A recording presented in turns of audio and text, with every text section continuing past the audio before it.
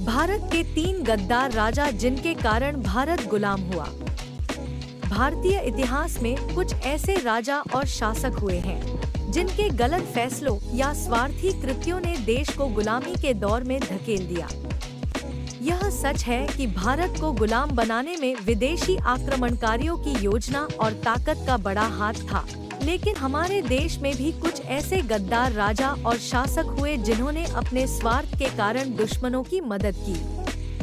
आइए 3 प्रमुख गद्दार राजाओं के बारे में जानते हैं जिनके कारण भारत लंबे समय तक गुलामी का शिकार हुआ। दोस्तों, अगर आपने मेरे चैनल को सब्सक्राइब नहीं किया है तो सब्सक्राइब करें, जिससे आपको ऐसे ही वीडियो मिलते रहेगी।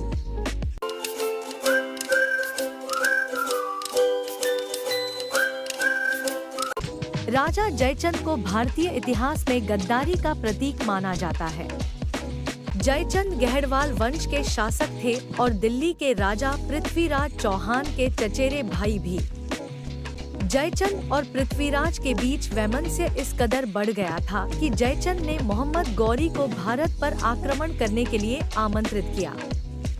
पृथ्वीराज चौहान और मोहम्मद गौरी के बीच तराइन की दूसरी लड़ाई 1192 हुई, जिसमें पृथ्वीराज चौहान पराजित हुए। इस हार का मुख्य कारण जयचंद की गद्दारी थी। उसने गौरी की सेना को मदद पहुंचाई और अपने ही देशवासियों के खिलाफ काम किया। इस घटना ने भारत में मुस्लिम शासन की नींव रखी, जिसके परिणामस्वरूप भारत कई शताब्दियों तक गुलाम रहा। मीर जाफर का नाम भारतीय इतिहास में हमेशा गद्दारी के लिए याद किया जाएगा। वे बंगाल के नवाब सिराजुद्दौला के विश्वासपात्र सेनापति थे।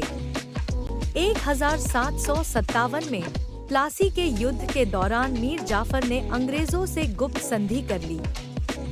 इस संधि के तहत मीर जाफर ने अंग्रेजों को सिराजुद्दौला के खिलाफ लड़ाई में मदद दी। उन्होंने सिराज की सेना को कमजोर करने के लिए युद्ध के दौरान धोखा दिया, जिससे अंग्रेजों को जीत मिली। प्लासी की इस जीत के बाद ब्रिटिश ईस्ट इंडिया कंपनी ने बंगाल में शासन शुरू किया, जो बाद में पूरे भारत में फैल गया। मीर जाफर की गद्दारी ने अंग्रेजों को भारत में अपनी जड़ें मजबूत करने का मौका दिया। मीर जाफर की गद्दारी के बाद अंग्रेजों ने उसे बंगाल का नवाब बनाया, लेकिन जब मीर जाफर अंग्रेजों के लिए अनुपयुक्त हो गया, तो उसकी जगह मीर कासिम को नवाब बना दिया गया।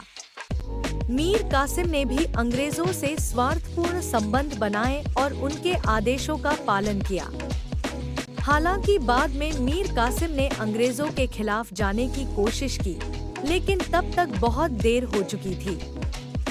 उसके पहले के कृत्यों और अंग्रेजों के साथ मिलकर किए गए कार्यों ने भारत की स्वतंत्रता को और अधिक कठिन बना दिया।